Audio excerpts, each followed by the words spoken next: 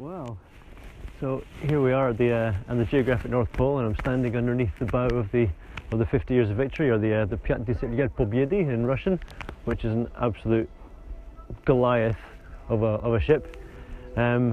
She's the flagship of the Russian nuclear icebreaker fleet, 75,000 horsepower, if you can believe, and coming here in a vessel like this, which can break 1.5 meters, even 2 meters of sea ice at speeds up to in excess of 12 knots in some cases, is an experience and a half. Like, some people fly to the North Pole, some brave, bold minority still walk to the North Pole, but when you come in a ship like this, you're really left under no illusions other than that this is an ocean. We are on an ocean, and as you might look around and see this expanse of white, it's easy to think of it as being almost like land. You know, we're walking around, we're doing the thing, we had a barbecue, but in reality we're standing on a thin crust of 1.5 meters of ice, beneath which is 4,000 meters of water. The ocean beneath us is 4 kilometers deep, and when you arrive in a vessel like this, breaking the ice, leaving an open channel of water behind you, you're really in no doubt that this is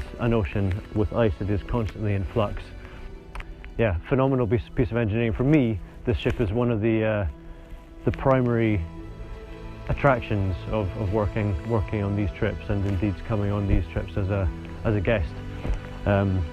It's truly unique. Nowhere else could you find a ship that could get you to the North Pole and back again on a schedule. We can more or less guarantee that we're going to be able to achieve our aims, which might not be possible in a lesser vessel. So a real treat to travel here on a ship such as this. And from where we're standing, great view of some of the ice-breaking features of the ship. You can see we've got this skirt of stainless steel at the waterline, and the point of this is to reduce friction, because not only do icebreakers need to break the ice, and they do that by riding up on top of it and breaking downwards with the weight of the bow, the natural fracture face in sea ice being vertical crystals, so you can split it vertically like you would wood with an axe. But not only do you need that force to break, but you also need to overcome the friction of the ice, which is pressing in from the sides as you're moving forward. Some vessels use water jets to lubricate the ice. Often you'll have bubble curtains released from beneath the waterline to reduce friction and help the ship slide through. But in this case, you can see they've spent the money, gone the extra mile to coat the side of the hull with very expensive stainless steel, which of course doesn't rust like the steel above it there, and helps that ship to glide through the ice, through the snow, making it that much more effective.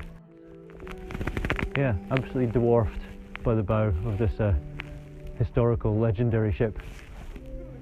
A real pleasure to work on.